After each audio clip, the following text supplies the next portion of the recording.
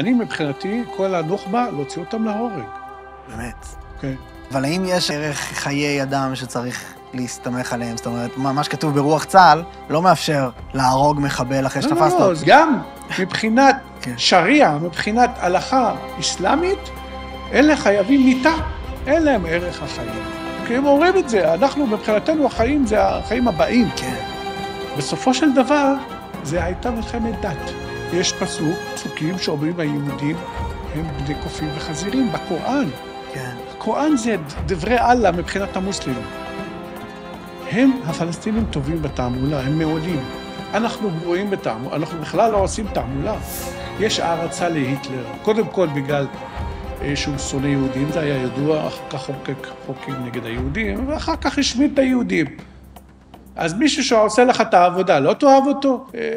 לא צריך הרבה סיבות כדי לרצוח יהודים לצערי. האורח שלי היום הוא דוקטור אדי כהן. אדי הוא חוקר אסלאם במזרח תיכון מהחשובים ביותר בארץ. הוא יליד לבנון, הוא מופיע תכופות בערוצים מרכזיים בעולם הערבי, כגון אל-ג'זירה, BBC בערבית ועוד. הוא מרצה בכיר באוניברסיטת בר אילן, יש לו 600,000 עוקבים בטוויטר, והוא ככל הנראה המומחה הגדול ביותר בישראל בענייני היחסים בין יהודים וערבים ותקשורת במזרח התיכון. מה שלומך, אדי? בוקר טוב. בוקר נהדר. תודה על האירוח. שמחה רבה. רציתי לשאול, להתחיל ממשהו די רחב.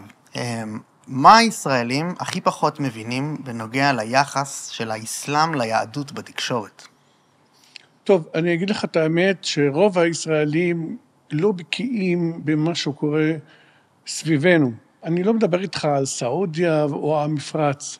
רק במדינות שסובבות אותנו, הישראלים לא יודעים שהירדנים או העם הירדנים באמת שונא אותנו, המצרים לא סובלים אותנו, למרות שיש לנו הסכמי שלום, התקשורת של ירדן, של מצרים, בוודאי של טורקיה, טורקיה אולי כן יודעים, אבל רוב מדינות ערב, בעיקר הסובבות אותנו, לא רוצות לראות ישראל בתחומן, ויש מלחמה סמויה, אני יכול לומר, העמים לא רוצים לראות ישראלים, והתקשורת מאוד עוינת, למרות שיש הסכם שלום, התקשורת המצרית אומרת, הכיבוש הישראלי, למרות שיש לנו שגרירות ודגל בקהיר, כן. אנחנו עדיין האויב. הצבא המצרי מתאמן, כאשר הוא יורה לעבר האויב, יש לך מגן דוד וחייל ישראלי. כנ"ל גם בירדן. עכשיו, מה קורה עם הישראלי הרגיל שלא דובר ערבית? הוא נוסע למצרים, הוא מטייל, ונתקל בעוינות, ויש כאלה שאיבדו את חייהם, גם בתחילת אוקטובר, בתחילת המלחמה, כן. נהרגו 2 או 3 ישראלים, תיירים, נכון. שוטר הרג אותם. נכון, כן. מי שעשה את הפיגוע לפני שנה, גם חייל בגבול באילת. הישראלי, שאינו דובר ערבית, לא מבין את ההתקפה, או המתקפת של התקשורת, כאשר הוא נוסע לירדן, ונוסע למצרים, מקבל סתירה, כי הוא לא יודע שהם עוינים. כן. וזה, הישראלי צריך לדעת, ואני לא ממליץ לו בעיקר בימים אלה, לבקר במדינות אלה. כן. א', למה אתה חושב שזה המצב? למה ישראלים כל כך לא יודעים על גם מה שקורה בתקשורת, אבל כן, איך שאתה מתאר את כל המצב הזה? תראה, במשך שנים, התקשורת הישראלית פמפמה שהכל בסדר, שמלך ירדן הוא בסדר, שהמצרים הם חברים שלנו.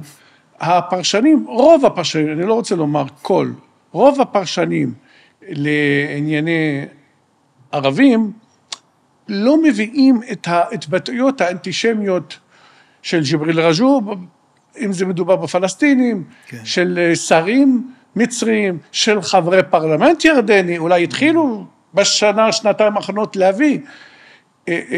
רק בחודשים האחרונים, חברי פרלמנט ירדנים אפילו שרפו את הדגל של ישראל בתוך הפרלמנט הירדני. הביאו את זה, אבל בשנים האחרונות, ויש אחד הפרשנים הכי גדולים בארץ, לא רוצה להגיד את השם שלו, אבל הוא מוכר וידוע, תמיד משדר שהכל בסדר, שהירדנים אוהבים אותנו, וזה לא נכון, פשוט. אז רגע, זה מגיע אבל מבורות? זאת אומרת, ממש חוסר הבנה, או שהם מסתירים משהו? לא, לא, לא. קונספציה, שמעת על המילה קונספציה? כן. זה מלך ירדן מזמין אותם, ונחמד איתם, עם העיתונאים האלה, ואז כן. הם לא משדרים משהו נגדו. עד כדי כך לפני שנתיים הייתה הפיכה. הירדן הודו שהייתה הפיכה, ניסיון הפיכה, סליחה. והאותו פרשן אומר, לא, זה לא היה ניסיון הפיכה. למה הוא אומר את זה לדעתך? שוב, קונספציה, ושוב, יש לו קשרים טובים, לא רוצה להרוס אותם. יש גם הרבה פרשנים של עיני הערבים שנוסעים לרמאללה, אלה לא מביאים את ההארדקור, את ההצערות החזקות, ג'בריל רג'וב, וגם, לא רק הוא, אתה יודע כמה פעמים ג'בריל רג'וב משווה בינינו לבין היטלר, לבין הנאציזם. מה אתה אומר? וג'בריל רג'וב אמר גם אפילו, אם היה לו גרעין, היה משתמש נגדנו. כן. התבטאויות האלה, יש מכונים כמו PMW, כמו ממרי, שמביא את ההצעות האלה, אבל הפרשנים, רוב הפרשנים, לענייני ערבים, לא מביאים את ההצעות, ולכן הציבור הישראלי, בצדק, אם הוא לא דובר ערבית, לא יוכל לדעת. אתה אומר, זה לא מגיע אליו בכלל. לא מגיע אליו, אז הוא לא אשם. לא כולם יודעים ערבית, ולא כולם מתעניינים. כן. אני מתעניין, ואני לא יודע הרבה מהדברים שאתה עכשיו אומר. אז דבר ראשון, אם היינו יודעים, והיינו, כן, הציבור, אני מתכוון, מה לדעתך היינו צריכים לעשות? היינו צריכים להתנהג אחרת באיזשהו? אז קודם כל, הייתה דוגמנית ישראלית לפני המלחמה, בית מלון, אמר לה, קחי את הדברים שלך, לא רוצים אותך במצרים, בקהיר. היא לא ידעה, חשבה שיש הסכם שלום, שהכל בסדר. אני מבין, מה ברמה מדינית, אבל? זה משהו אחר. כן. יש אינטרסים. המצרים, מאז קמפ דיוויד להיום, אולי אני מחדש לך כאן, אולי לא, מ-78 הם מקבלים כל שנה $1.2 מיליארד. $1.2 מיליארד, רק בגלל שהם עשו הסכם עם היהודים, מארצות הברית. כל שנה בונוס. וואו. הם לא רוצים להפסיד את זה. הבנתי. הם לא רוצים. והכסף הזה הולך לגנרלים, למשפחה, שחיתות. אז מה אכפת להם? אז יסבלו את הישראלים קצת. אז יש אינטרסים. כן, זה אתה מדבר אבל על מצרים וירדן שבהסכם איתנו. נכון. מה עם כל השאר? תן לי שמות, כל מדינה זה כל בנפרד. מדינה לגופה, כן. אני מסכים, אני כל מבין. מדינה, אין מדינה ערבית שעשתה שלום עם ישראל, או תעשה בעתיד בלי שום תמורה. אני יכול לדבר איתך על מרוקו, קיבלה את ההיכרות של הסהרה המערבית, מטראמפ. אמירויות קיבלה הסכם אברהם, רצו F-35, אין לי מושג אם קיבלו אותו, אני חושב שעדיין לא קיבלו את המטוסים. וואו. אבל השלום בינתיים, טפו עם איחוד האמירויות, הוא הכי טוב. כל מדינה יש לה אינטרס. הסודנים בזמנו רצו לעשות שלום, ביקשו שיוסירו אותם מרשימת תומכי טרור, לא עושים שלום עם היהודים בחינם, סתם. צריך משהו, הם צריכים לקבל משהו. מה, אוקיי, אז רגע, מה עם כל המדינות שלא איתנו בשלום? מה אנחנו לא יודעים עליהם? כמו? אתה אומר, גם שם זה ממש שונה. זאת אומרת, קטר, איראן, ואפילו הרשות הפלסטינית. קטר זה חמאס. קטר זה חמאס, קטר זה ראש הנחש, הקטרים. ניתן רקע על הצופים. קדימה, כן. בשנות 50-60 התחיל האחים המוסלמים לצמוח במצרים. השלטון, מג'מאל עבד אל-נאצר, גם סאדאת וגם מובארק, נלחם באחים המוסלמים. הרג אותם, קלה אותם, והחלק הגדול נסעו. לאן נסעו? קטר. אז דורות של דורות מגיעים לקטר, משנות ה-50, 60, 70, ומביאים ילדים, ואלה אחים מוסלמים, קיצוניים, פונדמנטליסטים, לומדים איך לשנוא את ישראל, גדלים על שנאת ישראל, שנאת היהודים, לא רק ישראל, שהיהודי הוא בני קוף וחזיר, שהיהודי הוא שטן, ודור אחרי דור, בקטר כיום, כל האנשים האלה נכנסו לממשל, למשרדי התחבורה, למשרד הפנים, למשטרה, ולכן צמחה תנועת האחים המוסלמים בקטר. ותנועת אחים מוסלמי בת דודה של חמאס, לדודים, ולכן הקטרים, מה שהם עושים, נותנים כסף, קונים מכוני מחקר בארצות הברית, נותנים כסף למכוני מחקר, שאתה מקבל 200, 300 אלף, לפעמים $1,000,000 אוניברסיטה או מכון מחקר מקטר, אתה לא יכול לכתוב דברים נגד קטר, נכון? כן. לא תוכל לעשות את זה. לכן קטר יש לה כאילו שם של מגנה על הזכויות של רבים, אדם, כן. מתווכת הגונה, כן. קטר משחדת פוליטיקאים. אני לא אופתע יום אחד אם יגלו שפוליטיקאי כזה נקנה על ידי קטר, גם אצלנו, הוא לא דווקא ערבים, מדבר על יהודים גם. כן. קטר קונה אנשים, קונה מכונים, והיא שסייעה בבנייתה של תנועת חמאס הטרוריסטית. אז האחים המוסלמים נמצאים למעשה בכל שכבות האוכלוסייה בקטר. הכל, אין, כל החברה, מה זה קטר? זה גוש דן. יש רק בגודל, כן. כמעט 350,000 קטרים, וואו. סטו. כן. וכמה גברים מתוכם יש? חצי? פחות. פחות. ילדים, נשים, זקנים. כן. אז כן, השתלבו בכל החברה. וואו. רוב החברה זה אחים המוסלמים. גם יש את הסיפור המעניין עם המונדיאל, שסתם, אני יודע שהיה שם קטע עם מלא עובדים ממדינות אחרות, אז היה שם לאיזשהו שלב יותר עובדים משהיה שם בפועל קטרים. תמיד זה ככה במדינות המפרץ. תמיד לא זה ככה. בקטר, באיחוד האמירויות גם. וואו. יש יותר, למה? כי אמרתי לך, יש 350,000 קטרים, אוקיי? כן. עכשיו, קטר צריכה עובדים. הקטרים זה שייכים.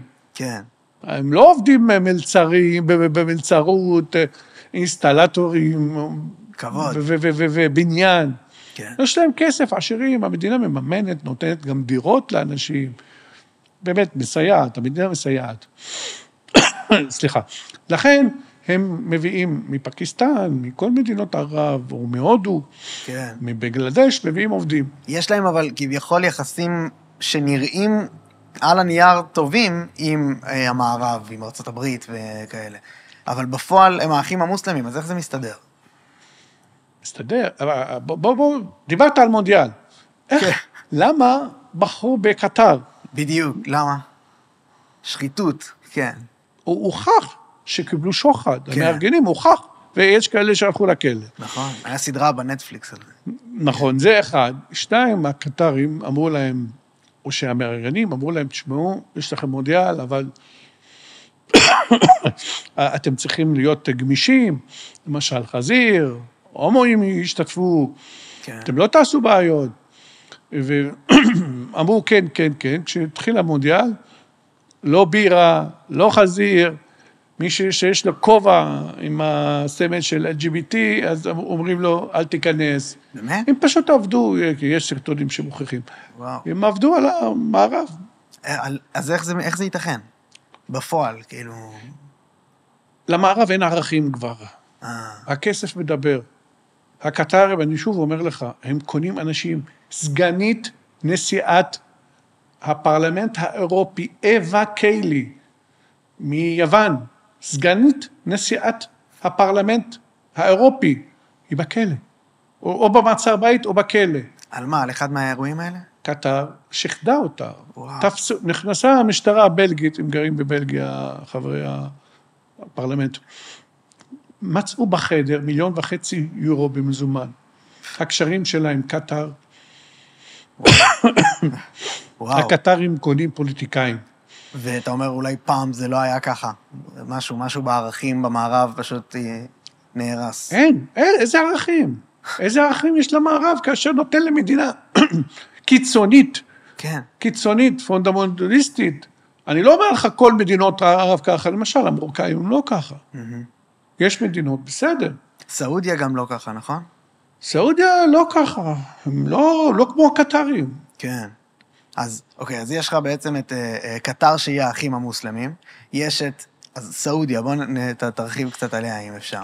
תראה, בגלל שהמונדיאל היה בקטר היה מונדיאל איסלאמיסטי, אך הסעודים לא יכולים להרשות לעצמם, הם חייבים להחמיר. כן? ואם לא יחמירו, נניח שהם ירשו לשתות בירה במונדיאל. יבואו כל העולם הערבי, יגיד, יעשו השוואה, ישימו את התמונה, אתה יודע איך זה הולך בפוטו, בסרטונים, כן.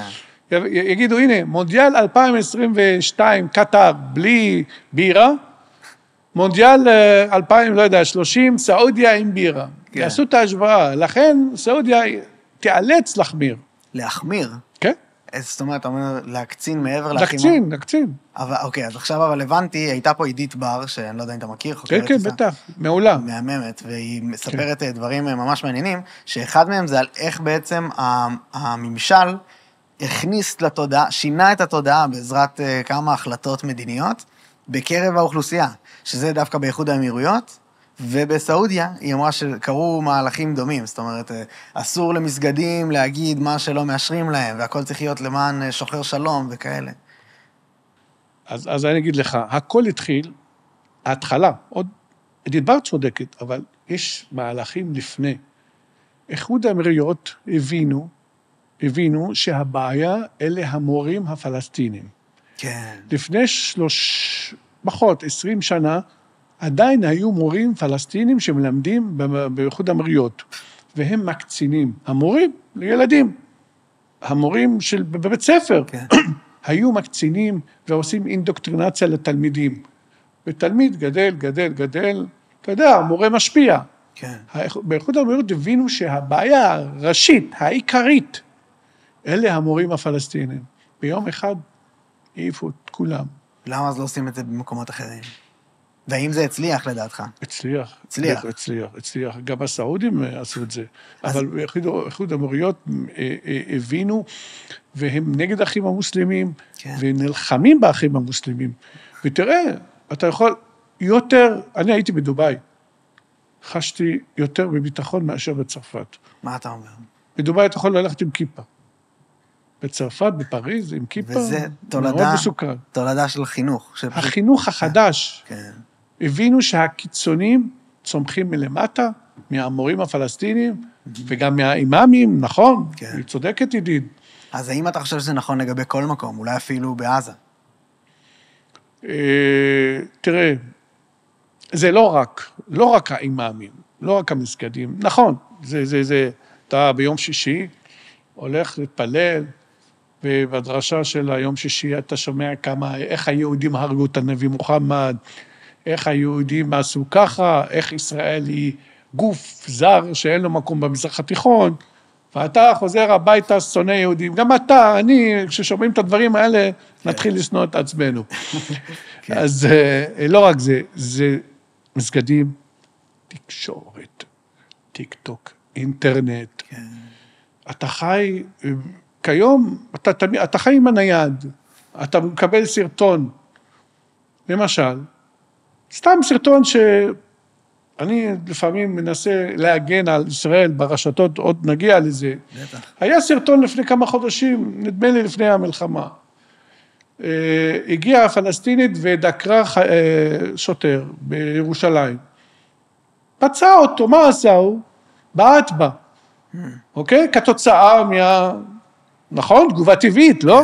לקחו את הביתה. בדיוק. מה עשו הפלסטינים?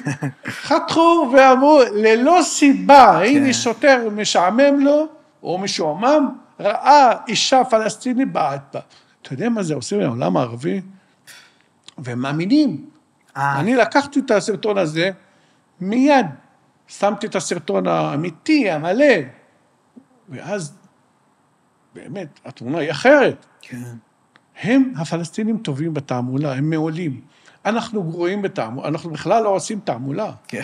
בכלל. אנחנו עושים הסברה. גם לא. גם לא. גם לא. מה זה הסברה? שאתה מוכיח בעובדות שהדברים שאתם רואים בעולם הערבי, פונה לערבי ואומר לו, זה לא נכון. אתה רוצה עוד דוגמה? כן. כל העולם הערבי אומר, למה יהודים עולים להר הבית? למה עולים? לא נכון, לא יפה, הם רוצים להרוס מסגד אל-אקצא. מה עשיתי? אני, לבד. הלכתי להסכם השלום שיש לנו עם הירדנים, מ-94, יש סעיף 6א אומר, מותר לירדן ולישראלים, כל אחד לבקר במקומות הקדושים של השני. כן. בערבית, שמתי להם את זה, שתקו, לא ידענו. כן. אבל המדינה לא עושה, משרד החוץ לא עושה, כן. הם לא בכיוון אפילו, לצערי. אז אבל כן ברמה, בוא נגיד, תיאורטית, אז אני מבין שבוא נגיד לטיק-טוק ולמדיה בצורה הזאת יהיה קשה להיכנס ולהפריע וזה, אבל על התקשורת ברמה הכללית אולי יכולה להיות לך שליטה כישראל. גם על התקשורת ברמה הכללית וגם על החינוך. אז האם כביכול תיאורטית זה צעד חכם לכל מדינה שהאחים המוסלמים או חמאס או ישתלט שם על התודעה? תראה, יש מדינות שמגנות על עצמם. אני הייתי בדובאי, הלכתי למלון, חיפשתי, אני רוצה לראות אל-ג'זירה, אני רגיל לשמוע את השקרים של אל-ג'זירה, ואני רוצה לשמוע את האויב. מזפזפ, לא רואה, מדבר עם הרספשן, פליז, ג'זירה, איזה מספר? לא, אין לנו. וואו.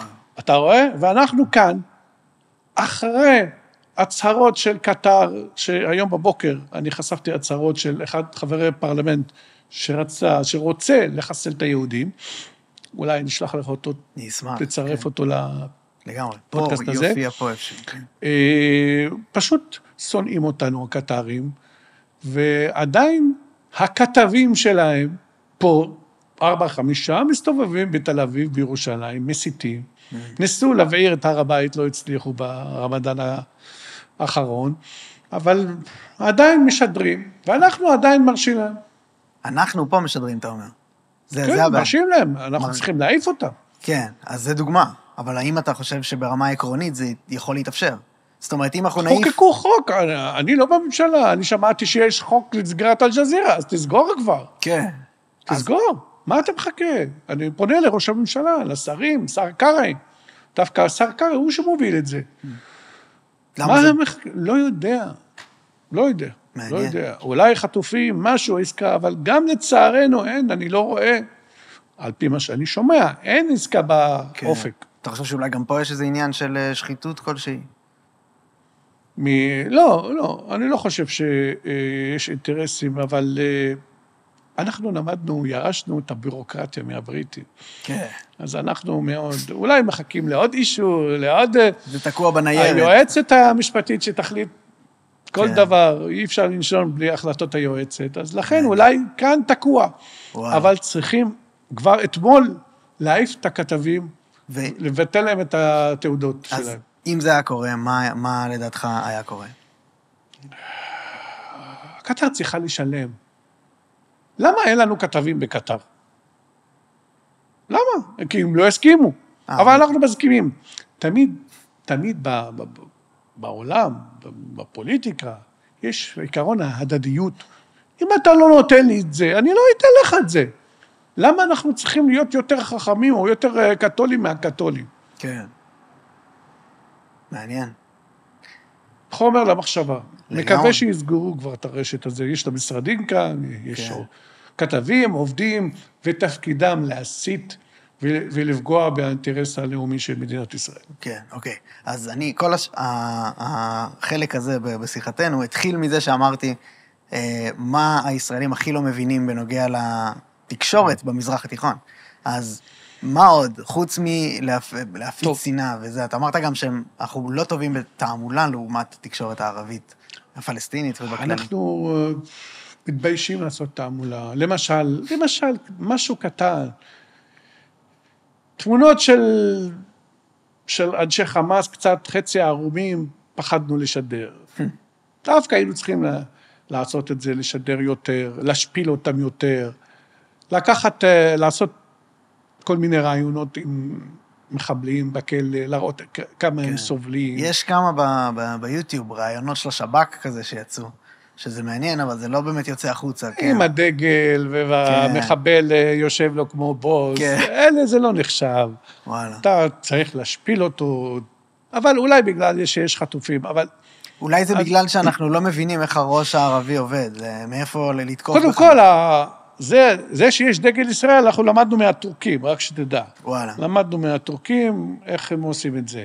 אנחנו חוששים לעשות תעמולה, חוששים. אנחנו חייבים לעשות תעמולה. הפלסטינים ניצחו אותנו בהרבה נקודות עם התעמולה שלהם, עם מצטלמים, עם המפתח של הבית, יענו, הם רוצים לחזור לפלסטין שכבשנו מהם. פעם אמרתי בטוויטר, כתבתי לעוקבים שלי, הערבים, אמרתי, הצעתי פרס של $100,000 לכל מי שייתן לי את שמו של הרמטכ"ל הפלסטיני, כאשר אנחנו כבשנו את פלסטין. הרי מה העולם הערבי סבור, חושב? שהייתה מדינה שקראו לה פלסטין, אוקיי? פלסטין ערבית, לא פלסטיניאן מנדטורי, לא פלסטינה. פלסטין, מדינה ערבית, עם נשיא, עם רמטכ"ל. הגיעה ישראל ב-48, נלחמה במדינה, הרגה את הנשיאות, ראש הממשלה הפלסטיני, הביסה את הצבא והרגה את הרמטכ"ל. אבל זה לא ככה, זה לא היה ככה. הם באמת חושבים שזה היה ככה? עדיין חושבים. אני פעם אמרתי, אני רוצה לשמוע את שמו של הרמטכ"ל הפלסטיני, כאשר אנחנו כבשנו את פלסטין. וואו. התחילו לחפש, לא, אין, יאסר ערפאת, שבכלל הופיע בסוף שנות ה-50. כן. ויאסר ערפאת, דרך אגב, זה לא השם שלו, השם שלו זה אל-חוסייני, הוא בן אחותו של המופתי אמיל אל-חוסייני. וואלה, כמו הספר החדש שלך, כן. על המופתי. אנחנו נכון. דרך אגב נשים פה קישור, ומי שירצה כמובן יוכל לרכוש את הספר החדש. בשמחה. כמה דברים מעניינים אותי בתוך מה שאמרת, לפני שניגע אולי במופתי. פג'זת. שדבר ראשון, יש לך את הטוויטר, נגעת בטוויטר שלך, כן. שיש בו 600,000 עוקבים, אז כמובן יש לך שניים, יש את הטוויטר בערבית, שהוא ככה. ראיתי המון ביקורות עליך כפרשן בערבית. הם חוגגים מלא, את הדברים שאתה אומר, מוציאים אותם מגדרם. אז א', ממש מעניין אותי לשמוע למה אתה חושב של זה, וב', האם אתה חושב שיש לך כוח להשפיע על התודעה בעולם הערבי? אז קודם כל כן, אני משפיע. ואמרתי לך כמה דוגמאות, הבאתי לעולם הערבי את האישור, או שההסכם שיש לנו עם הירדנים. כן. את הסרטונים שהפלסטינים חותכים, אני שם את כולם. ואתה רואה אבל שזה קורה עם זה משהו? אתה רואה שיש כאלה שרואים את זה. אתה רואה את זה שאנשים מתונים רוצים לראות את האמת. תראה, לא כולם נגדנו, אני חייב לומר, לא כולם נגדנו בעולם הערבי. מדינות המפרץ, חוץ מקטר וכווית, הם רוצים את האמת. הם לא נעולים שאנחנו האויב, כמו איחוד האמירויות, כמו בחריין, אפילו הסעודים, הם מתונים. לכן הערבים רוצים לשמוע את האמת. הערבים בעצמם לא מאמינים לתקשורת שלהם. לכן הם רוצים לשמוע זווית נוספת, רוצים לשמוע מה היהודים האלה חושבים או אומרים. לכן אני מתראיין על בסיס קבוע, חוץ מהטוויטר, אני מתראיין בערוצים, כמעט, לא יודע, 3-4 פעמים בשבוע. למה מביאים יהודים? לא רק אני, יהודים אחרים, דוקטור קידר, כן. גולן ברום, עידן רונן, מאיר מצרי, יש יהודים שמתראיינים גם. למה? כי הערבים רוצים לשמוע את הזווית היהודית. כן, דברים השתנו, זה דור חדש, לא נעול שהיהודי אויב ואסור, וצריך להחרים אותו. כמו אל-ג'זירה למשל, היא הראשונה דווקא, כן. שהתחילה לראיין יהודים, ישראלים. כן. השתנו, הדברים השתנו. אני מבין. רוצים לשמוע את הזווית היהודית ואת הזווית הישראלית. אז למה יש את החלק כמו שאמרתי, יש מלא סרטונים ביוטיוב, שיש בהם אנשים כאילו כועסים עליך על הדברים שאתה אומר. ברור שכועסים עליי. אז זהו, למה? כאשר מלך ירדן אומר שירושלים לא שלנו, אז אני מותח ביקורת וגם פותח פה נגדו, ואז העם שלו מגן עליו. תראה, יש את הפלסטינים, חיזבאללה, איראן, אלה נגדי תמיד. זה מראש, לא משנה מה אתה אומר. וזה בעיקר, הם והפלסטינים. כן. ברור, אני לא אומר שאני דמות אהובה, לא, אבל אני דמות, מבחינתם, אני דמות מעניינת, מביא להם דברים. תראה, כשקורה משהו בישראל, אני תוך דקה מתרגם להם, אני באופן אישי מתרגם להם ומפרסם. תקשורת ישראלית, עד שיתרגמו לערבית, עד שוויינט יתרגמו, או שמישהו ייקח את זה, זה לוקח שעות. אני מביא להם בצ'יק צ'ק את הידיעה, כשיש משהו בומבסטי שקורה. כן. אז כשיש מלחמה, כשיש אירוע, אז פיגוע, אז הם תמיד רואים מה היהודי כותב, מה כהן כותב. כן. לא מתוך אהבה, אוקיי? רוצים כן. לדעת. ובמדינות שכביכול כן איתנו בשלום, אז גם שם אבל אתה מקבל ביקורת. פחות, זה רוב מה שרואים. אני גם לא מבקר אותם, למשל, אין לי משהו נגד בחריין, נגד לא, אבל אם אתה אומר משהו, נניח נתת את הדוגמה של הקטע עם הסכין, שצילמו רק את החלק את הסוף, אז אתה עדיין, אתה עולה ואתה אומר, חברים, זה לא ככה.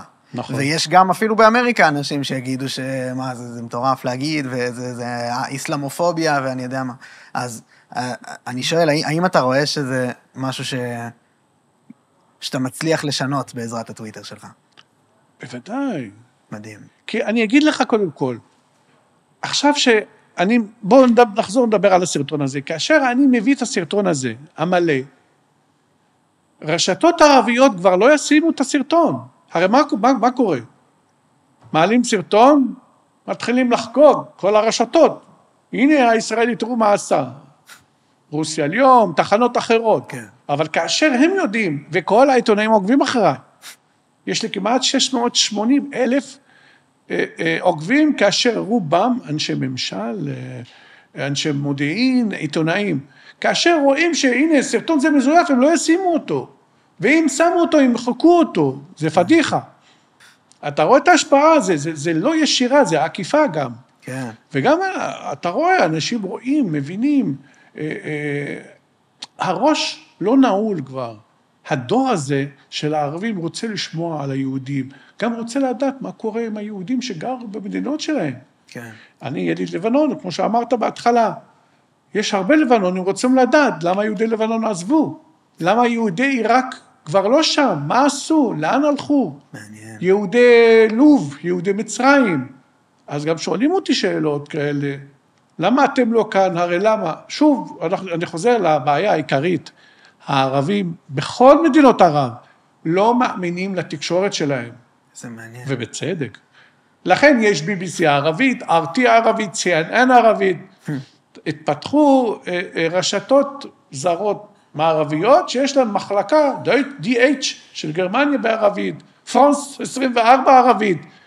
כל אלה יותר כן. משדרות את האמת. את האמת, כן. וזה הגיע מתוך צורך בעם. מתוך צורך, נכון? כן.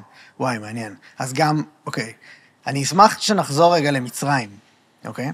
שאני שמה גם, עידית בר שציינו, היא סיפרה לי פה שהספר הכי נמכר שם הוא מיין קאמפף. זאת אומרת, אנחנו ממש לא בכיוון מבחינת להבין מה קורה שם במצרים, בתודעה. טוב, הספר הראשון שכתבתי זה לא על המופתי, זה לקחתי את החלקים מהדוקטורט של אבו מאזן, ותרגמתי לעברית. וואו. אף אחד לא רצה לעשות את זה בישראל, כי ידע שהוא יהיה מותקף על ידי האקדמיה. האקדמיה בישראל, אני לא ראשון אומר לך שהם מהשמאל הקיצוני. ברור. אני לא, בסדר? נכון. אז לכן לא מלמדים, גם ביד ושם לא מתעסקים בזה. אני כתבתי ספר, תרגמתי חלקים מהדוקטורט של אבו מאזן, וכתבתי, יש איזה פרק, אני אשלח לך את הספר. ממש. אין לי אותו רק ב-PDF. יש פרק על הערצה להיטלר. הערבים תמיד העריסו את היטלר, בוא נחזור ל-1933, במרץ המופתי, שומע שאדולף היטלר נהיה הקנצלר של גרמניה, הוא מאוד התלהב. למה? כי אדולף היטלר כבר היה ידוע שהוא אנטישמי, בסוף שנות ה-20. ועלה המופתי ופגש את הקונסול הגרמני בירושלים, ואמר לו, אנחנו החיילים של היטלר. יש הערצה להיטלר, קודם כל בגלל שהוא שונא יהודים, זה היה ידוע, אחר כך חוקק חוקים נגד היהודים, ואחר כך השמיד את היהודים. אז מישהו שעושה לך את העבודה, לא תאהב אותו? יש הערצה לכוח, לפשיזם, גם למוסוליני יש הערצה, אבל היטלר כן, יש המון הערצה, בעיקר בגלל שהוא השמיד יהודים, אבל ככה כותבים לי הערבים גם, לא סיים את העבודה, לצער אותם הערבים. אז יש ביקורת. גם האם יש הבדל בין מצרים למדינות אחרות בהקשר הזה? זאת אומרת, יש יותר הערצה להיטלר? וגם, אני לא מבין את זה כל כך, כי כביכול, הוא לא היה רק נגד יהודים, בסוף הוא היה גם מגיע אליהם, לא? אז זה לא יודעים. בתוכניות שלו, לא יודעים. נראה לי במיינקאמפ עצמו, כתוב, יש שם תורת גזע שלמה, משהו שם לא מסתדר. נכון, אבל שינו את זה אחר כך, כאשר היועצים של היטלר אמרו לה, אנחנו הולכים לכבוש אותם, אז אנחנו צריכים לשתף פעולה איתם. תראה, מצרים היא אחת המדינות הכי אנטישמיות שיש. אתה רוצה לדעת את הסיבות? בגדול, בגלל שהפסידו במלחמה.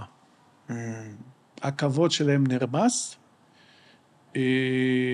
וזה כמה פעמים.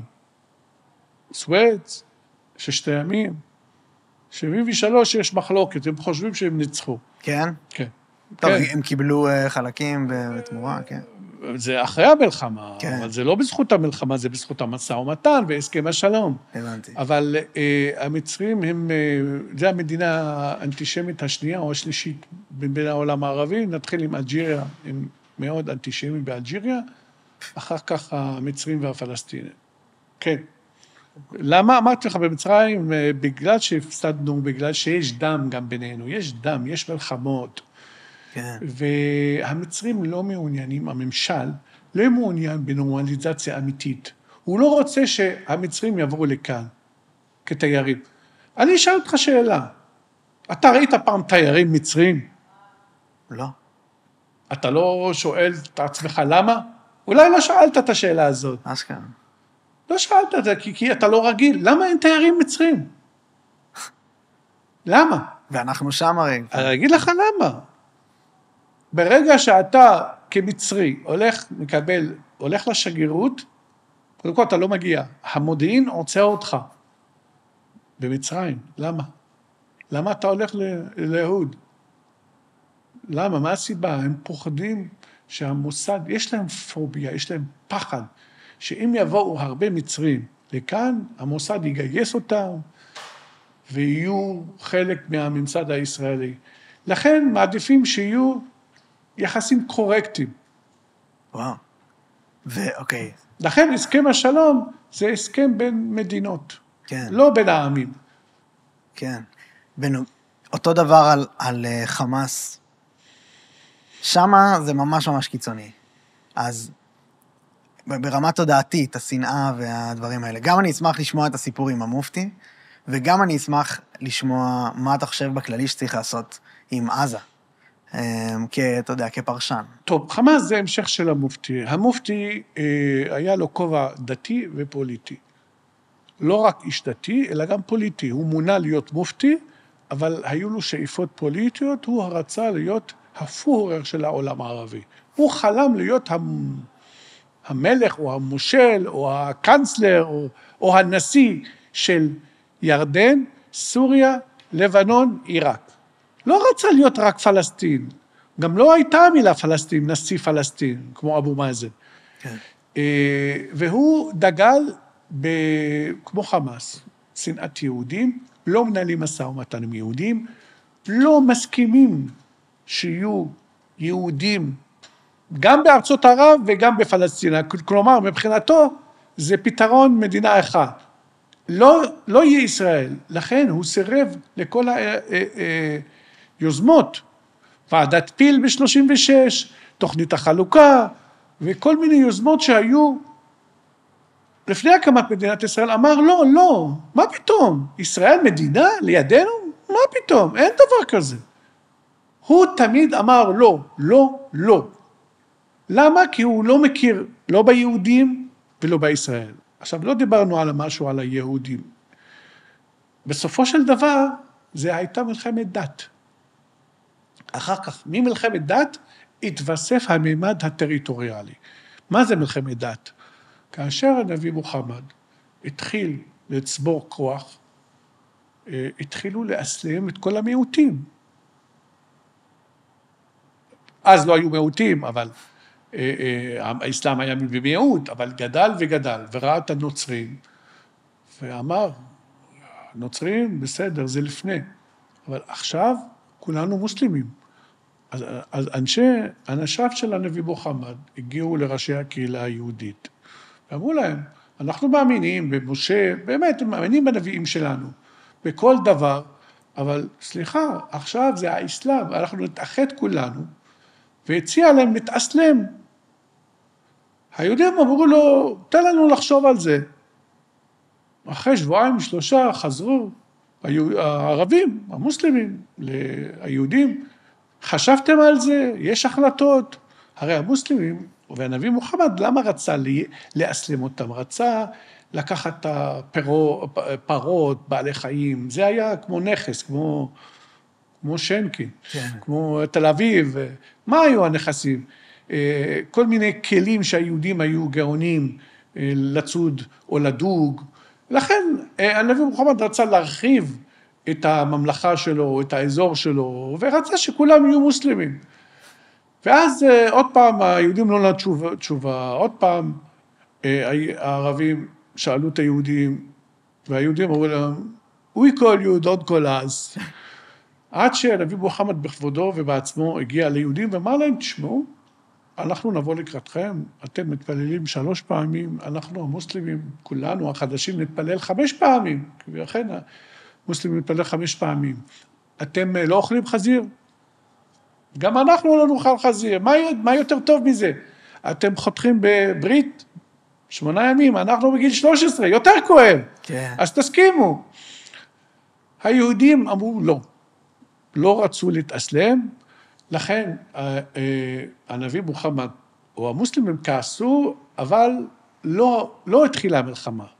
אמרו, אוקיי, בואו נשמור על יחסים קורקטיים. אני, בתור מוסלם, נותן לכם לחיות, אתם תעשו ברית הגנה איתי, אם יבואו האויבים שלי, האויבים של המוסלמים, היה לו אויבים, הכופרים, קראו להם, אתם ואנחנו נלחם בהם. בסדר? ברית הגנה, כמו שאומרים, ברית הגנה בין מדינות. אמרו, בסדר, היהודים, חיו, עד שהגיעה המלחמה, הכופרים התחילו לתקוף. למזל, או לא מזל, התחילה המלחמה ביום שבת. שבת בבוקר, שאוכלים ג'חנון וזה. ואז היהודים אמרו לו, מוחמד, שמע, זה על פי המוסלמים, הגרסה היהודית, אני עדיין מחפש אותה, לא מוצא אותה. וואלה. היהודים אמרו, נכון, יש לנו ברית הגנה, אנחנו מחויבים, נכון, אבל זה יום שבת, אנחנו לא נלחמים. ואז עלו לסרטון הקשרים בין הנביא מוחמד לבין היהודים. אחרי המלחמה שלו נגד הכופרים, גירש את השבטים שגרו באזור חייבר, אזור סעודיה, דרום סעודיה, שבט אחד גורש, שבט שני חוסל, 400, ערף להם את ראשם של 400 יהודים, חלק שלישי התאסלם. לכן, זה תחילת הבעיות בין המוסלמים לבין היהודים. יש לי מלא שאלות על זה, אבל היית בדרך לחבר את המופתי לחמאס. אז 1,300 שנים מהנביא מוחמד, הקשרים דווקא השתפרו, בספרד נלחמו ערבים ויהודים יחד נגד הנוצרים, כן. היו קשרים טובים, עד שהגיע המאה ה-20, הגיע המופתי, הגיע חסן אל-בנה, כל מיני אנשי במצרים, צמחו, אתה אומר לי למה מצרים אנטישמי, לא, נכון? אבל שאלת אותי, כל האחים המוסלמים צמחו במצרים. כן. בתחילת המאה ה-20, חסן אל-בנה, סעיד קוטוב, כל אלה האחים המוסלמים, הם האבות הרוחניים של האחים המוסלמים. וואו. וזה דור אחרי דור. והמופתי החזיר את המלחמה בין היהודים לבין המוסלמים. התחיל לדבר על היהודים כאויבים של האסלאם. של האסלאם.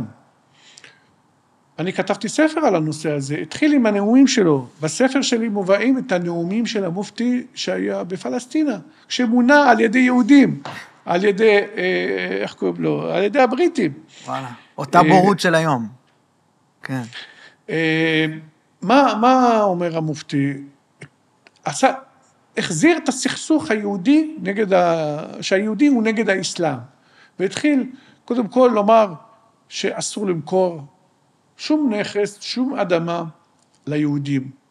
מי שעושה את זה הוא נגד האסלאם, לא ייקבר בבתי קברות אסלאמיות, המשפחה שלו תגורש, והוא היה כריזמטי, למשל, יש לו נאום, אומר, מי שמוכר נכס ליהודי, כאילו מכר חלק ממסגד אל-אקצא. יש לו דברים, באמת, הנאומים שלו, נאום כריזמטי, הוא היה לו את זה, בוא נגיד את האמת, זה היה אויב מר, 50 שנה נלחם בנו, 50 שנה נלחם ביהודים. הוא אף פעם לא נתן יד ליהודי, לא נגע ביהודי, זה המלך. כן. המופתי זה המלך, הוא ג'ינג'י, להם כחולות. אין תמונות של המופתי בצבע, אנחנו תמיד רואים אותו בשחור ולבן, נכון? בעיקר התמונה מפורסמת עם היטלר, אבל המופתי זה המלך אמיתי. וואו. וחמאס זה ההמשך שלו. המופתי לא מאמין בפתרון שתי המדינות, מדינה אחת. הוא לא מאמין שישראל מדינת היהודים. הוא מאמין בפלסטין, במוסלמים, והמופתי תרם מאוד, בוא נחזור לחמאס. מי זה חמאס? שמעת על קסאם. איזה דיל קסאם זה נכון, זה הטיל קסאם. כן, הטיל אבל קסאם. זה איש שהיה נגד הבריטים, זה איש, זה בן אדם. זה ראש חוליה שהיה תחת פיקודו של המופתי. וואלה. אז לכן חמאס זה המשך של המופתי. אז פשוט יש להם גם את הקטע התודעתי של הביקורת מארצות הברית וכל הדברים האלה, חושבים שזה פה, כל התנועה, כל מה שקורה בעזה, והסכסוך עצמו אפילו, אומרים שההתחלה שלו היא ב-48, אתה אומר שזה מתחיל עוד הרבה לפני, עם הפלסטינים עצמם. זה מתחיל בסוף שנות ה-20. וואו, נטו בגלל שהוא רצה, כן, כאשר המופתי רצה, מה המטרות של המופתי? המופתי רצה להקים, כמו שאמרנו, להיות נשיא של מדינה, כולל למנוע את הקמתה של מדינת ישראל. כן. המטרות שלו, הוא אומר את זה, לא, אני רק מביא לך, הוא אומר, ביטול הצהרת בלפור, ביטול הקמת בית לאומי ליהודים, גירוש יהודי ארצות ערב, היהודים אין להם זכות לגור בארצות ערב. 3, למנוע מיהודי אירופה להגיע, והוא עשה את זה. 4, להקים את המדינה האסלאמית. המדינה האסלאמית של דאעש. נכון, המופתי, אם היה מקים מדינה, הייתה אימפריה או חליפות אסלאמית, בוודאי. וואי, אוקיי. בוודאי, הוא לא דמוקרט, הוא לא האמין בדמוקרטיה. אפשר להישאר איתו, עם הדמות הזאת עוד הרבה, וגם לי זה ממש עושה סדר באיך האנטישמיות עצמה לא ברורה לי בכל המגזר הזה, ואם אתה אומר שיש איזו התחלה כזאת, זה ממש מעניין, אבל נגעת שם באיזושהי נקודה שאני אשמח שנחזור אליה עם הקוראן. ואתה סיפרת את הסיפור של מוחמד נגד היהודים. זה בעצם קורה לפני שקיים קוראן, נכון? היסטורית. כן, כן. כי זה הוא עדיין בחיים. אז האם הדברים האלה זה הדברים שנכתבו בקוראן כנגד יהודים? תראה, בקוראן יש עשרות פסוקים וסיפורים, פסוקים נגד היהודים. יש פסוקים שמחמיאים ליהודים, שאומרים, יש פסוק שאומר, המדינה הקדושה שייכת ליהודים. עכשיו, כשאני שואל את המוסלמים, שואל אותם, ולפעמים אני מתחזה, אני לא אומר להם אני יהודי. כתוב כאן, אדוני השייך, כותב להם, שולח להם בבלוגר שלהם, אדוני השייך, כתוב כאן בקוראן במפורש שהמדינה שייכת ליהודים. איך אתה מסביר את זה? הוא אומר, זה לא נכון. אבל כתוב, אני אומר לו. הוא אומר, כן, היהודים. לא היהודים של היום. ואז מסביר לי, כדי להתחמק מהשאלה, אומרים, לא. היהודים, כאשר יצאו ממצרים, כאשר עשו את חטא העגל, חדלו להיות יהודים. אז יש להם הסבר לכל דבר, אתה מבין? וואו. אבל זה דווקא משהו הפוך, זה משהו כביכול, אתה הראת לו משהו בעד יהודים. כן. אבל יש דברים, כאילו, הסברנו שיש דברים שהם בעצם לא... יש פסוק שאומר לך במפורש, אל תהיה חבר של היהודים. יש פסוק, גם הנוצרים, לא רק היהודים. כן. אל תהיה חבר של הנוצרים או של היהודי. היהודי הוא כופר. יש דברים כאלה. יש פסוקים שאומרים היהודים הם בני קופים וחזירים, בקוראן. כן. קוראן זה דברי אללה מבחינת המוסלמים. בני קופים וחזירים. אז האם אפשר להיות היום מוסלמי, אדוק, מאמין, ולא לשנוא יהודים? לא. אי אפשר. אי אפשר. מוסלמי אדוק? לא. לכן אנחנו חוזרים לאותו סיפור שדיברנו. איחוד האמירויות, בחריין, גם הסעודים, אלה לא אדוקים. הם עושים כאילו הם אדוקים. אתה שומע בשעה 3, 4, אתה שומע מואזין, אבל הם לא אדוקים. הבנתי. הם נגד הקיצוניים. לכן, אם אתה רוצה להעסיק עובד, אתה תיקח עובד חילוני ששותה וויסקי, אם אתה רוצה לבחור בין ערבים, כן. אז תיקח את החילוני. הדתי, לא יכול. עם הזקן, זה אנשי חמאס. יש בישראל ערבים ישראלים, דתיים, אדוקים. לכן יש הרבה שעושים פיגועים. אבל לא מזמן. ערבים ישראלים לא הרבה. לא הרבה, אבל יש. הבנתי. מי שעשה שומר לפני 3 שבועות היה בגשר, לא בגשר, במעבר ערבי בטייבה. אבל זה גם, אתה לא חייב להיות, זה גם יש את ההסתה, כן. יש 1000 סיבות למה לעשות פיגוע נגד היהודי, יש נקמה, יש הסתה, יש מישהו שלא יודע, ראינו, לא צריך הרבה סיבות כדי לרצוח יהודים לצערי. אני חושב שכמו שאתה מתאר, הרבה יהודים לא מבינים מה זה אומר להיכנס לאוטובוס ולהתפוצץ, וכמה זה מוערץ בעולם הערבי, השהיד. אז זהו, יש כמה דברים שמושכים את הערבי או את המוסלם לעשות פעולה נגד היהודים. יש 3-4 סיבות. נתחיל עם האחד, השהיד, התואר. זה התואר הנעלה ביותר שיש באסלאם. להיות בן של שהיד, אח של שהיד, זה כבוד. באמת, זה כבוד אצלהם. זה אחד. 2, זה גן עדן. המוסלמים לא מחשבים את החיים כיום על האדמה כחיים אמיתיים. הם, מבחינתם, החיים האמיתיים זה גן עדן. למה? למשל, דיברנו על הנביא מוחמד, דיברנו על האסלאם. למשל, כיום, מוסלם לא שותה בירה. מוסלם אדוק לא שותה בירה. לא שותה וויסקי, לא שותים אלכוהול, לא שותים. אבל בגן עדן מותר. כן. כאן אסור, בגן עדן מותר. גן עדן מבחינת המוסלמים, על פי הכתובים שלהם, איך מתארים גן עדן, אני חקרתי את הנושא הזה. גן עדן יש נהר של מיץ אפרסמון. אל תשאל אותי למה אפרסמון, ככה זה. אוקיי. יש מיץ של יין, כאילו יין, מיץ של רימונים, יש פרחים, ויש גם הנושא של הסקס. כן. וזה לא בדיחה כשאומרים 72 בתולות, בתולות. ומותר לך לעשות מה שבא לך, והם לרשותך.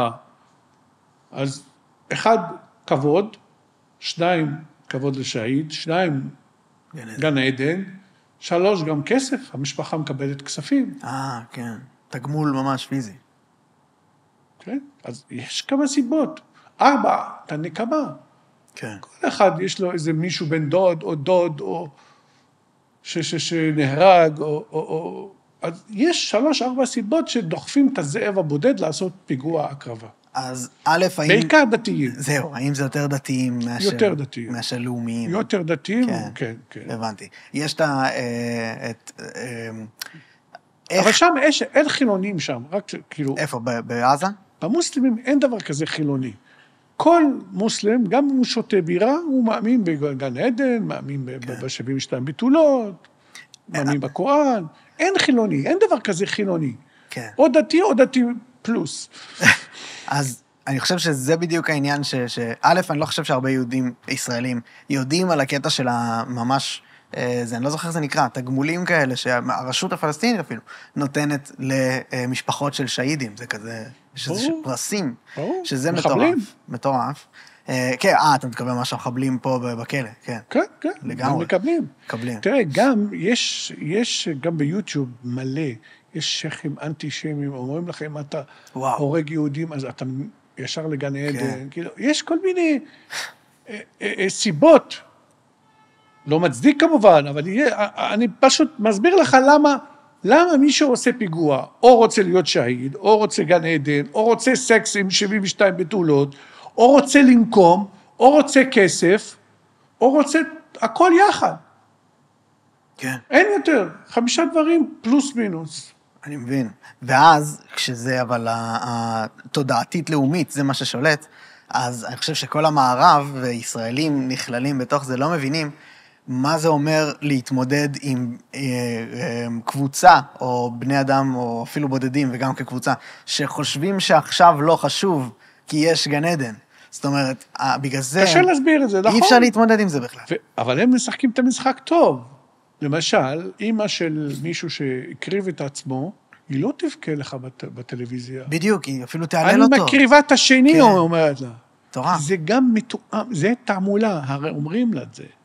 אומרים לה. הם לא באמת מאמינים בזה? לא. ברור שזה כואב לה שהילד שלה בד, אבל היא לא תגיד את זה. כן? ברור, לא תגיד את זה. היא תגיד, הלך בדרך שרציתי, אני מוכנה להקריב עוד אחד ועוד אחד, קרמל פלסטין, וואו. למען פלסטין. כן. ואז החברה רואה את האמא הזאת, בא לי גם לקחת שהבן שלי. כן. אתה מבין איך זה הולך? הם צוחקים על עצמם. אני האמנתי לה, לכל האימהות האלה שאני רואה, אני כביכול מאמין להם. בתוך תוכה לא. בתוך תוכה לא? לא, לא. אין ספק שלא. איזה אימא, איזה ילד נכנס... איזה אימא תרצה שהבן שלה ימות, תגיד לי. איזה בן אדם ירצה למות בעצמו? אני לא מצליח לתפוס את זה, אז אולי גם זה מסתמך. אז פה אמרתי לך, הם חיים בבועה, הכבוד מאוד חשוב. כאשר הם 7-8 ילדים, אחד הלך, כן. אין להם ערך החיים. כי הם אומרים את זה, אנחנו מבחינתנו החיים זה החיים הבאים. כן. כאן עדן, לשתות בירה, וויסקי, לשחות עם 72 מטילות. אז זה אומר שאני יכול בחיים האלה לעשות מה שאני כביכול בדיוק, רוצה. בגן עדן אתה יכול לעשות כל מה שמנעו ממך. לא, אז בחיים האלה, זה אומר שהכל תקף. בשביל להגיע לחיים האלה שהם... אם עכשיו אני חושב על שהחיים האלה שאני חי הם לא חשובים, אז למה שאני אעשה עסקה עכשיו עם ישראלים? לצורך העניין, על שטחים. זה לא חשוב, יש את החיים שאחר כך. טוב, זה פה יש משהו אחר, יש תקייה, יש הונאה, כמו מנסור עבאס, בכל שהוא מחייך, שהוא אומר, כן, אני מסכים, מדינה יהודית, כל אלה. מה, אתה לא מאמין לו? ברור שלא. ברור שלא. ברור שלא. מנסור עבאס זה חמאס. מה אתה אומר? מנסור עבאס זה חמאס, זה האחים המוסלמים. אני חשבתי שהוא מייצג חילונים. מנסור עבאס זה חמאס. ראית אותו פעם בעניבה? לא, הוא נגד המערב.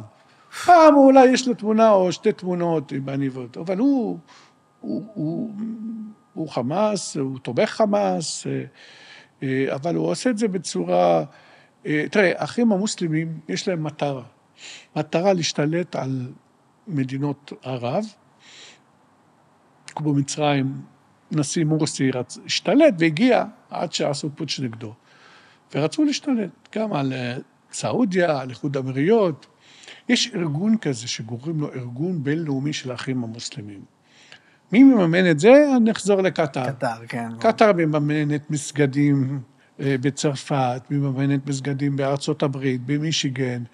קטר יש להם יותר מדי כסף, ועורכי דין שתובעים מישהו בקנדה שהוא איסלאמופוב, ככה הם משתיקים את כולם. יש להם עורכי דין שהם תוקפים את האלה שהם נגד המוסלמים, אז אתה לא יכול כבר לפתוח פה במדינות המערב. הם משתלטים על מדינות המערב, אין מה לעשות, לצערנו. זה אתה אומר קשור לתעמולה, בתחבולה לעשות לך מלחמות? זה קשור לתוכנית שלהם להשתלט על המוסלמים שבכל מדינות, למשל מוסלמים של קנדה. כן. ועכשיו מרימים אותם למשל, עכשיו יש לנו מלחמה, מגייסים אותם, מקימים כל מיני ארגונים, כמו פה, ואז בשעת הפקודה, לכו תעשו הפגנות. ההפגנות יום ג'יהאד. אנשים שרואים מיליוני מוסלמים מפחדים, אנשים בממשל הקנדי, ואז אתה מאלץ אותם להיות נגד ישראל. כן. אתה מבין? מה אני רוצה להסתבך עם המוסלמים שיש לי פה? כן, זה מה שאתה... זה בקנדה? זה התודעה שלהם, אתה חושב? קנדה, כל מדינות כאילו, כן, כל... בריטניה, קנדה, זה מה שהם חושבים? צרפת, אוסטרליה, ברור. כך קטר משתלטת על התודעה ועל מדינות המערב. ועל המנהיגים, פלוס היא קונה חברי פרלמנט של צרפת, קנדה, אוסטרליה. היה פה דורן שפריר, שטען שלדעתו יש פה עכשיו את התחילה של החליפות השלישית באירופה. האם אתה חושב שזה משהו עד כדי כך קיצוני, או שזה סתם מטרד? בסופו של דבר זה מתחיל עם מהגרים שמגיעים, ואז המהגרים מקימים להם איזה ארגון. כן. ואז מתחילים, יש לנו הרבה אנחנו הרבה מוסלמים, אנחנו צריכים לאכול חלל. חלל, כשר, כאילו מבחינת המוסלמים. ואז, אנחנו רוצים לפתוח אטליז. וזה גדל, ואנחנו רוצים מסגד. אנחנו רוצים להקים מסגד, ואז להקים עוד מסגד. ולא, אנחנו רחוקים מהמסגד הזה. כמה זה קרוב אבל לממשלה, לעלות לשלטון. זה ככה מתחיל ומגיע לשם? כן, ואז, אוקיי, יש לנו הרבה מוסלמים, ואז נעשה איחוד משפחות, יביא עוד, ואז, אין לנו ייצוג בפרלמנט, אנחנו מיעוט. כן. ואז 1, 2, 3, ואז סיעה, ואז מפלגה, ואז המון, מיליונים שברחוב. תראה את צרפת. צרפת הלכה, אבל אני אגיד לך את האמת. צרפת זה כבר, זהו. מה עומד לקרות שם בקרוב? אין לי ספק שתהיה מלחמת אזרחים. באמת? אין לך ספק? אין לי ספק. אתה לא... כל שבועיים 3 שורפים כנסייה. שורפים כנסייה, לא שומעים את זה, כי יש צנזורה בצרפת. זה אתה אומר תולדה של... איסלאמיזציה. כן, אבל עצם זה שנתנו למהגרים להיכנס, וזה פשוט השתלשלות. נתנו למהגרים זכויות, נתנו להם להיכנס, אין פיקוח, ויש כספים, ויש איסלאמיזציה, ויש כסף קטרי, ויש עוד מסגדים, וזהו.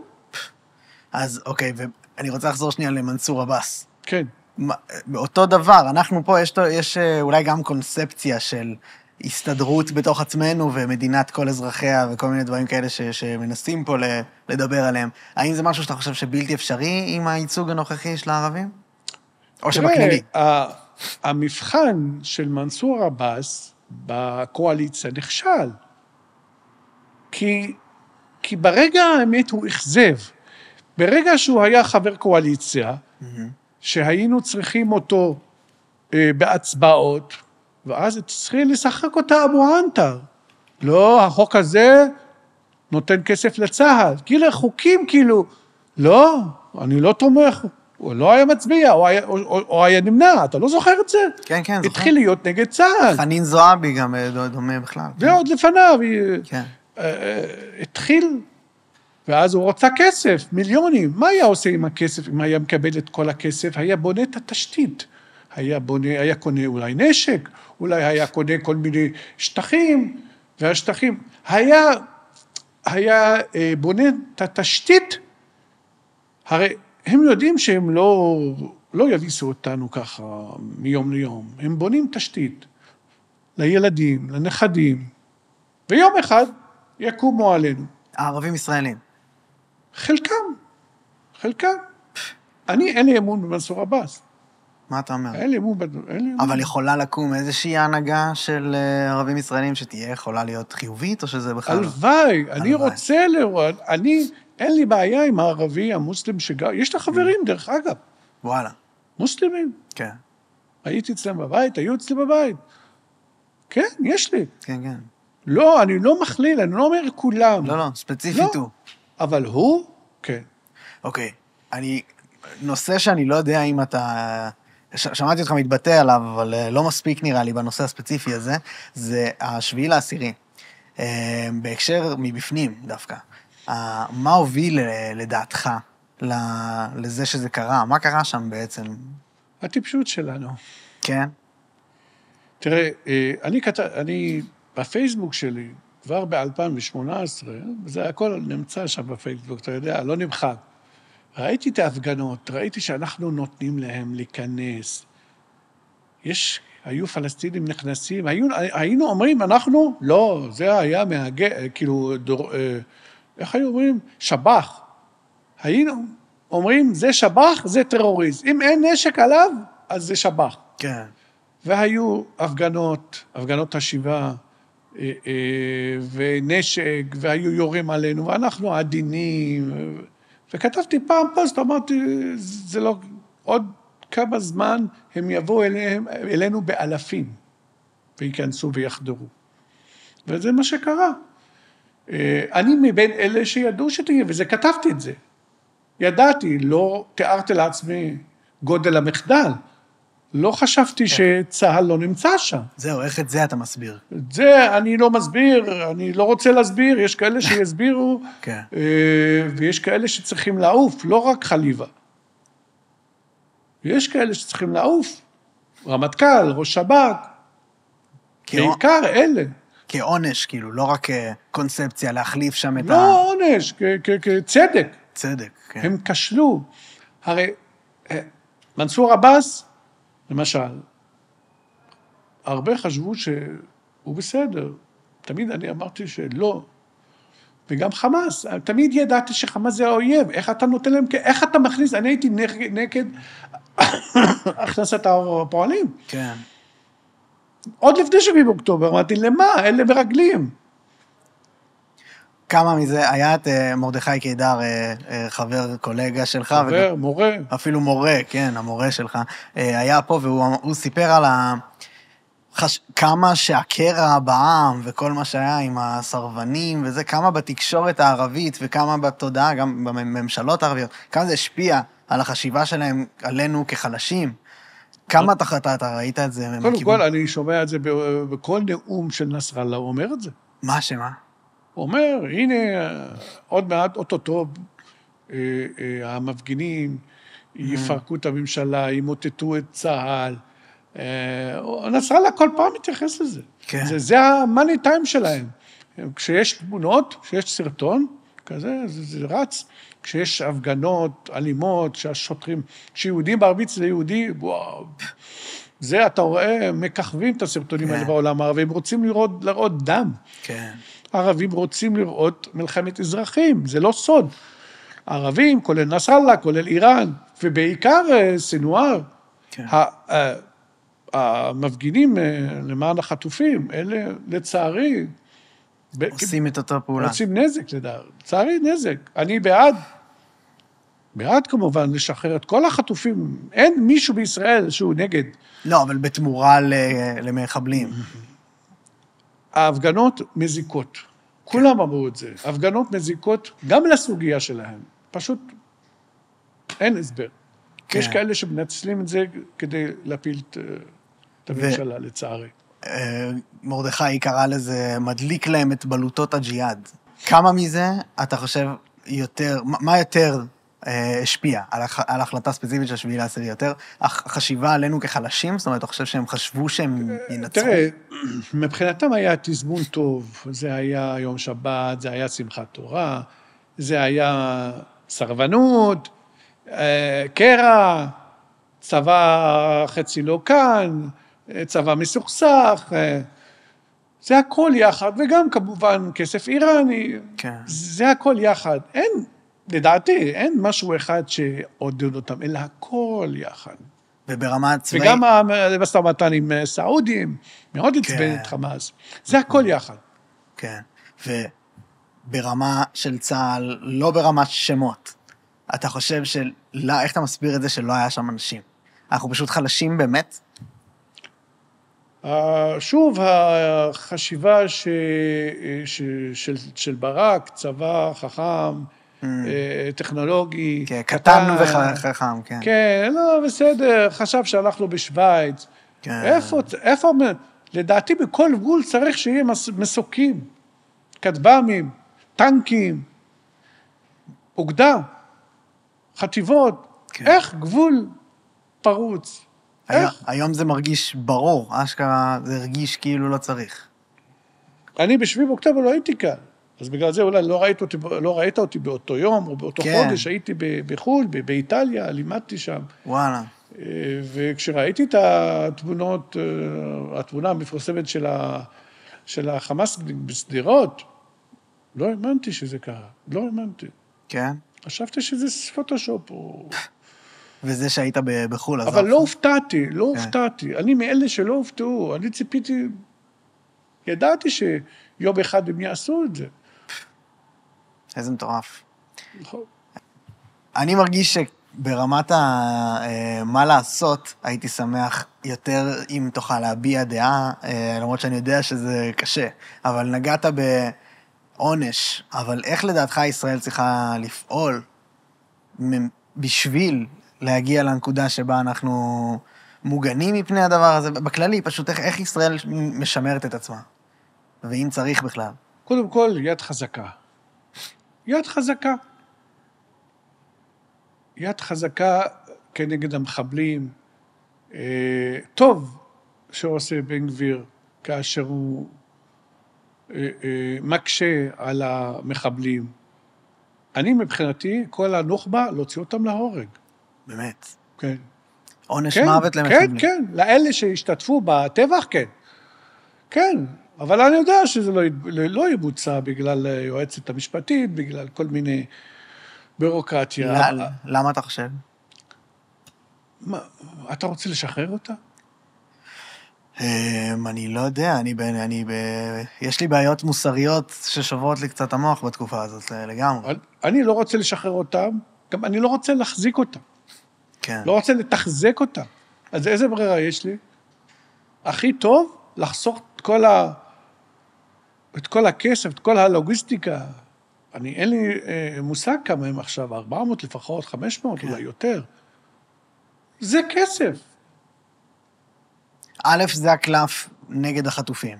אבל זה לא עובד, אף אחד לא תורש אותה. נכון, אבל האם יש איזושהי חוקי ערך חיי אדם שצריך להסתמך עליהם? זאת אומרת, מה שכתוב ברוח צה"ל לא מאפשר להרוג מחבל אחרי שתפסת אותו. לא, תראה, זה אנשי משפט יחוקקו, זה נאצים, זה פשעי נאצים, זה... ברור שכן, אנחנו לא סתם, אלה אנסו, רצחו, מגיע להם, זה לא אדי כהן בא לו להרוג אותם. ברור. אלה שמגיע להם עונש מוות. האם יבוצע? אני לא חושב. מגיע להם, אתה אומר, על פי אותו חוק שגם בארצות הברית קובע עונש מוות. על פי המוסלמים מגיע להם. האסלאם מונע ממך לרצוח ילד, לאנוס ילדה. כן? ברור. היו פה אנשים שאמרו לי שמוחמד עשה דברים דומים, כמו היה לו שבויות סקס. אנחנו דיברנו על זה שבמלחמה, אבל אלה, זה לא, אלה כנגד אזרחים. באמת, הם פשעו נגד האסלאם? האסלאם מונע ממך לחטוף. טף, ילד, זקן. כל מה שעשו, אנשי חמאס זה נגד האסלאם. ועל כן, אני הרבה דיברתי על זה בטוויטר. אחד הציוד שלי כתבתי משפט אחד. האם לחטוף נשים זה מנוגד לאסלאם ולקוראן ולמוסר של הנביא מוחמד. 9 מיליון צפיות. או 10 אפילו, 10 מיליון צפיות. כל מה שחמאס עשה, זה נגד האסלאם האמיתי. אני מדבר איתך על עכשיו, תשאל איזה שייך קיצוני, יגיד לך, כן, ברור, אבל האסלאם האמיתי מונע ממך לעשות את הדברים האלה. לכן גם מבחינת שריעה, מבחינת הלכה אסלאמית, אלה חייבים מיתה. באמת? רובם. רוב הנוח'בה, כן. מעניין, אנחנו לא... זה לא יבוצע. הרוב לא נלחם נגד החיילים. לא. הרוב נלחם נגד אזרחים, הרג אזרחים. כמה הרגו במסיבה בנובה? רוב ההרוגים זה אזרחים. כן. אז לכן רובם חייבים מיתה. הוצאה להורג. אבל אני יודע בתוך תוכי שזה לא יבוצע. לא יבוצע. לא, אנחנו חיים על פי ערכי חיי אדם מערביים, ולכן זה לא יבוצע. על פי השופטים, על פי בגץ כרגע. על פי המוסר של השופטים. יותר. ואתה חושב שזה צריך להשתנות? אפשר גם להיכנס לזה. ברור שצריך להשתנות, ברור שצריך רפורמה משפטית, אין ספק. יש מישהו שלא רוצה רפורמה, אבל הממשלה נכשלה. רפורמה, אין רפורמה, מי מדבר על רפורמה עכשיו? עכשיו נכון, אחרי... לא, אבל אין ספק שצריך. תראה את היועצת מה היא עושה, מתעללת בממשלה. צריך לפצל את התפקיד הזה. פרקליט מדינה, יועצת, יכולה לא להיות גם היועצת וגם תובעת של הממשלה. אין ספק שצריך רפורמה, אבל אנחנו רחוקים שנות אור לרפורמה. איפה הייצוג של המזרחים? בבית משפט. איפה? בקושי יש אחד. עשו אותו מזרחי והבנתי שהוא לא מזרחי. כן. אולי, מה אבל אתה חושב שלאן המדינה, אתה לא חושש מהדיקטטורה שמזהירים מפניה כל אנשי המחאה? לא. דיקטטורה, פולין, מלחמת אזרחים, כן. וקיבלנו את זה מחמאס. לא. אנשי המחאה זה אותם אנשים שמפגינים כאן, כן. איך אומרים, עם שינוי של... הפיכה. של הסיבה או התירוץ. אנשי המחאה זה האנשים של המחאת החטופים. מחאת החטופים. אותה גברת בשינוי הדרך. בדיוק. כן. פשוט התלבשו על הסוגיה הזאת. מה, אתה חושב שיש שם איזשהו זדון? יש קבוצה שרוצה בכל מקיר להפיל את ראש הממשלה. רוצים בחירות, היו בחירות. כבר חודשיים אחרי הבחירות רצו עוד פעם בחירות. כן. בחירות, יש מועד לבחירות. אתה חושב שהוא... אתה לא... אתה בעד ביבי? אתה רוצה להשאיר אותו? אתה חושב שהוא חיובי לישראל? נבחר? ברור, זה אני מבין. נבחר, נכון? הוא לא השתלט על... נבחר, יש דדליין? כן. כן. דעתך הוא חיובי לישראל? הוא ראש הממשלה, אבל אנחנו נתנו לו מנדט. כן. עכשיו, לגבי האחריות על 7 באוקטובר, זה סוגיה אחרת. הרבה מהמחאה זה. הקמפיין שהיה בזמנו, אני לא זוכר אפילו מה הוא היה. אבל כל פעם משהו, פעם בגלל שוחד כביכול, פעם בגלל שרה, פעם בגלל זה. תמיד, לא שמת לב שהתירוצים משתנים, עכשיו בגלל אחריותו. נכון. עזוב. רואים שמחפשים אותו, עכשיו תיק על 1,000, שכחת את התיקים. כן.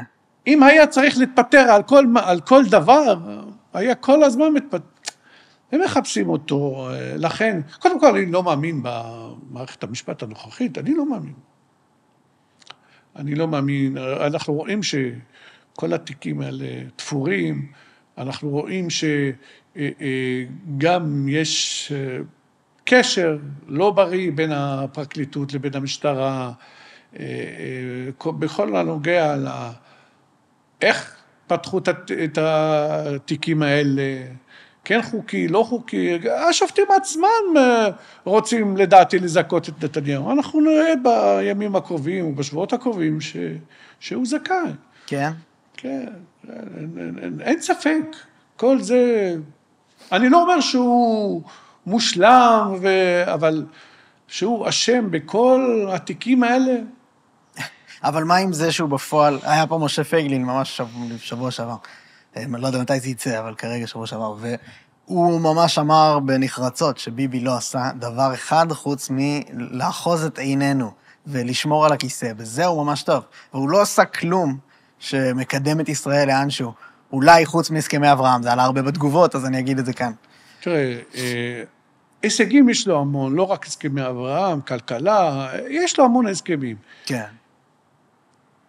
אבל נתניהו כשל בסוגיית חמאס. בדיוק. אז אני אומר את זה, ואני לא מסתיר את זה. הוא חלק מהאנשים שאתה אומר... ואני לא ביביסט. אתה לא ביביסט. אני לא ביביסט, ואני כן אוהב את ראש הממשלה.